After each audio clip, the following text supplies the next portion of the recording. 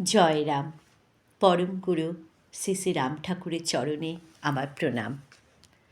আমার ঠাকুরের কথা চ্যানেলে সকল বন্ধুদের স্বাগত জানাই।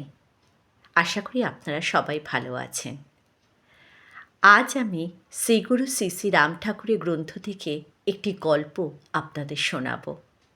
আমার গল্পটা পড়ে খুবই ভালো লেগেছিল, তাই মনে হলো আজ আমি আপনাদের শোনাই। আপনাদেরও আশা করি ভালো লাগবে। তাহলে শুরু করছি আমার আজকের কথা। একসময় ঠাকুর কাশীর অনেক গল্পই শ্রীযুক্ত রোহিণী কুমার মজুমদারকে শোনাতেন। কে কে কাশীতে তাহার সামনে দেহত্যাগ করেছেন তাও বলতেন। তিনি বলতেন, কাশীতে প্রাণত্যাগ করলে শিব হয়। রোহিণীবাবু বললেন, ভালোই হলো, আপনি তো আমাদের দেহত্যাগের সময় জানেন। মৃত্যুর পূর্বে সবাইকে কাশীতে যাইতে আদেশ করবেন, সবাই শিব হয়ে থাকব। ঠাকুর বললেন, যাহাদের কাশীতে মৃত্যুর প্রয়োজন তাহাদের সংবাদ দিয়া কাশীতে লইয়া আসা হয়। কয়েকদিন পর ঠাকুর পুনরায় কাশী চলে গেলেন। সেখানে তিনি হারারবাগে গৌরীবাবুর বাড়িতেই থাকতেন। 1 মাস হতে চলেছে, অথচ ঠাকুর কোনো সংবাদ দিচ্ছেন না। এদিকে রোহিণীবাবু হঠাৎ অসুস্থ হয়ে পড়লেন। কিছু আহার করলেই উনি বমি করতে শুরু করতেন। মধ্যে মধ্যে পেটে যন্ত্রণা বোধ করতেন। খাবার ইচ্ছা ছিল প্রবল, কিন্তু খেতে পারতেন না। শরীর ক্রমশ দুর্বল হয়ে পড়ছিল। হঠাৎ কাশী হতে ঠাকুরের একখানি পত্র পেলেন। তিনি ভাবলেন, ঠাকুর তাকে পত্রপাঠ কাশীতে যেতে আদেশ করেছেন, তাহলে হয়তো তার শিব হওয়ার সময় এসেছে। তিনি তার স্ত্রীকে ও বিধবা ভগ্নীকে জানালেন এবং পরের দিনই শ্রী শ্রী ঠাকুরের চরণ স্মরণ করে বেলা 12টার ট্রেনে কাশী রওনা হলেন। রাত্রি 3টের পরে কাশী স্টেশনে ট্রেন পৌঁছালো। তিনি নেমে পড়লেন। সামনেই প্রশস্ত রাস্তা। কোনো দিকে লক্ষ্য না করে ওই রাস্তা ধরে তিনি হাঁটতে লাগলেন।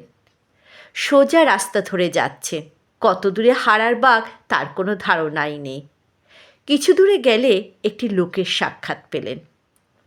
লোকটি ঝুড়ি ভরা তরকারি কাঁধে করে কাশী স্টেশনে যাচ্ছে। তাকে দেখে জিজ্ঞাসা করল, আপনি কোথায় যাচ্ছেন? রোহিণীবাবু বললেন, দশাশ্বমেধ ঘাটে যাব। সে জানালো যে তিনি ক্যান্টনমেন্টে রাস্তায় যাচ্ছেন, ভুল পথে হাঁটছেন। কাশী স্টেশনে ফিরে রোহিণীবাবু অন্য রাস্তা ধরলেন। কিছু দূর গিয়ে দেখলেন 3টি রাস্তার সংযোগস্থলে একজন সাধু ধুনি জ্বালিয়ে চক্ষু বন্ধ করে বসে আছেন। রাস্তা চিনতে না পারায় ওই সাধুকে তিনি জিজ্ঞাসা করলেন, ও সাধু বাবা, হারারবাগ কোন রাস্তা মে জায়গা? 2-3 বার জিজ্ঞাসা করার পরে সাধু কোনো উত্তর করলেন না। নিজের খুশি মতো একটি রাস্তা ধরে তিনি চলতে লাগলেন। কিছু দূরে গেছেন, অমনি সাধু চিৎকার করে উঠলেন, এ বাবু, উধার নেহি, ইধার যাও। তিনি ফিরলেন। বিরক্ত হয়ে সাধুকে বললেন, এতক্ষণে বুঝি তোমার খেয়াল হলো?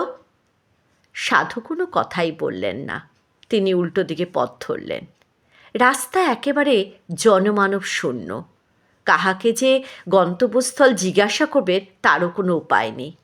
রাস্তার দুপাশে গ্যাস আলো নিভে গেছে। ভোরের আলো ফুটেছে।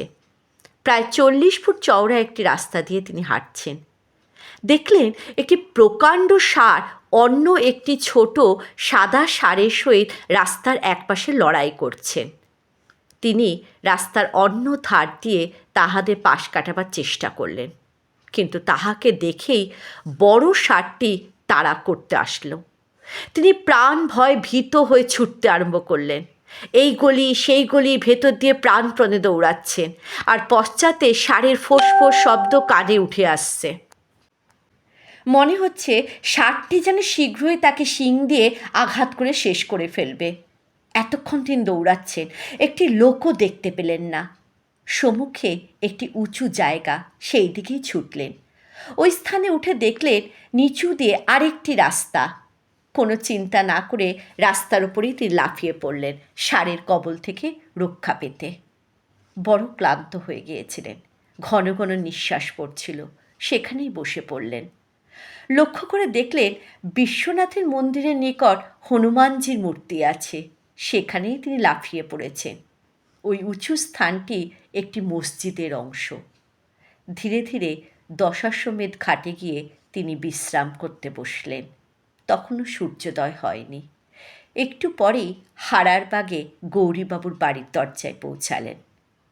দরজার নিকট পৌঁছাতে দেখেই খুটখুট শব্দ করে তিনি দরজা খুললেন এবং সম্মুখে দেখলেন চির আরাধ্য আমাদের শ্রী ঠাকুর দণ্ডায়মান। তাকে দেখে তিনি বললেন, আসেন।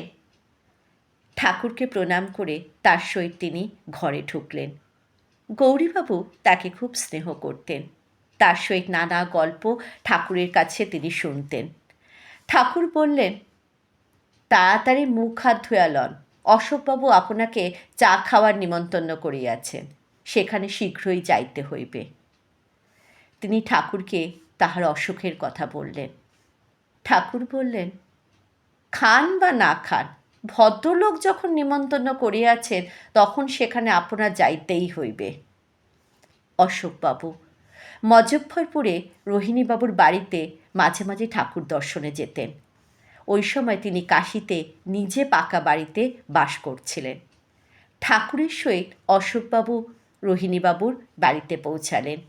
অশোকবাবুকে সাধুর সম্ভাষণে তিনি রোহিণীবাবুকে আপ্যায়ন করলেন। ঠাকুর তাহার সামনে একখানি চৌকির ওপর বসলেন। একখানি থালা ভরা গরম গরম লুচি, বেগুন ভাজা আর একটা প্লেটে চপ ও তরকারি তার সামনে দিয়ে গেলেন।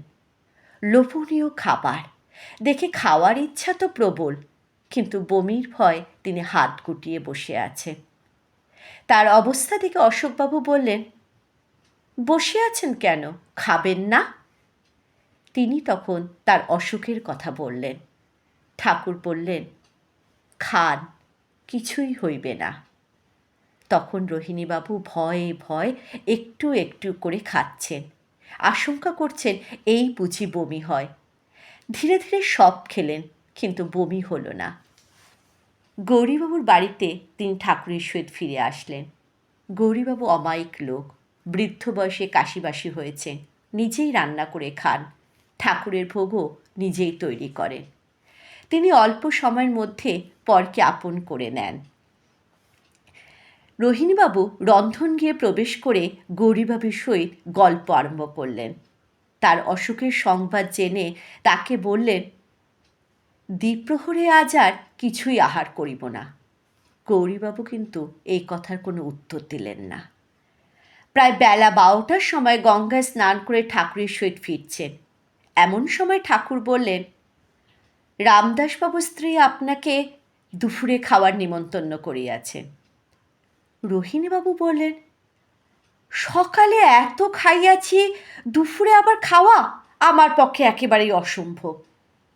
ঠাকুর বললেন, তাহা হয় না, আপনাকে সেখানে যাইতেই হইবে। ঠাকুরের সহিত রোহিণীবাবু রামদাসবাবুর বাড়িতে উপস্থিত হলেন। রামদাসবাবু বাড়িতে নেই। তার কন্যা তাদের নিয়ে দ্বিতলের একটি ঘরে বসালেন। রামদাসবাবুর কন্যা আসন পেতে এক গ্লাস জল নিয়ে খাবার স্থান করে দিলেন। ঠাকুর রোহিণীবাবুকে ওই আসনে বসতে আদেশ করলেন। রামদাসবাবুর স্ত্রী ঘি, ভাত, চপ, কাটলেট, মৎস্য, মাংস, মিষ্টান্ন সব এনে তার সম্মুখে সাজিয়ে দিলেন। কোনো রান্নাই নিরামিষ ছিল না, বিপুল আয়োজন। ঠাকুর বললেন, যা পারেন তাই খান। খেতে আরম্ভ করলেন। প্রত্যেকটা রান্নায় উৎকৃষ্ট ও সুস্বাদু। ঠাকুর মধ্যে মধ্যে বলছেন, পেট ভরে খান।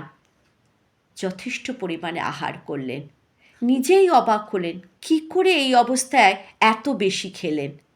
ভোজন পর্ব শেষ করে রামদাসবাবুর স্ত্রীর নিকট হতে বিদায় নিয়ে ঠাকুরের সহিত গৌরীবাবুর বাসায় ফিরে আসলেন। পরের দিন দুপুরে এক উকিলবাবুর বাড়িতে এবং রাত্রিরে অন্য এক ভদ্রলোকের বাড়িতে নিমন্ত্রণ খেতে গেলেন। এইভাবে নিমন্ত্রণ খেয়ে 4 দিন চলে গেল। আর নিমন্ত্রণ ভালো লাগছিল না। মজফরপুর ফেরার জন্য তিনি উদ্বিগ্ন হয়ে উঠলেন। ঠাকুরকে বললেন, আমি তো ছুটি লইয়া আসি নাই, বেশি দিন এখানে থাকা উচিত নয়। ঠাকুর বলিলেন, আজই যান গিয়া। তিনি বললেন, আপনি যাবেন না? ঠাকুর বললেন, আমি এখন যাইতে পারিব না, কয়েকদিন পর যাব। রাত্রি 9টায় ট্রেন। চতুর্থ দিন ঠাকুরের নিকট বিদায় গ্রহণ করে গেলেন। প্রণাম করে জিজ্ঞাসা করলেন কেন তিনি তাকে কাশীতে আসবার জন্য লিখেছিলেন। ঠাকুর বললেন, এমনি আসতে লিখিয়াছি। কাশী স্টেশন হতে হারারবাগে আসবার সময় যা যা ঘটেছিল সব ঠাকুরকে তিনি বললেন। ঠাকুর তার কথা শুনে হাসলেন এবং বললেন, শাড়ি আপনাকে বিশ্বনাথের মন্দিরে পৌঁছে দিয়ে গিয়েছেন। রোহিণীবাবু বললেন, আমি তো বিশ্বনাথের মন্দিরে যাই নাই, একটি মসজিদের ওপর উঠেছিলাম মাত্র।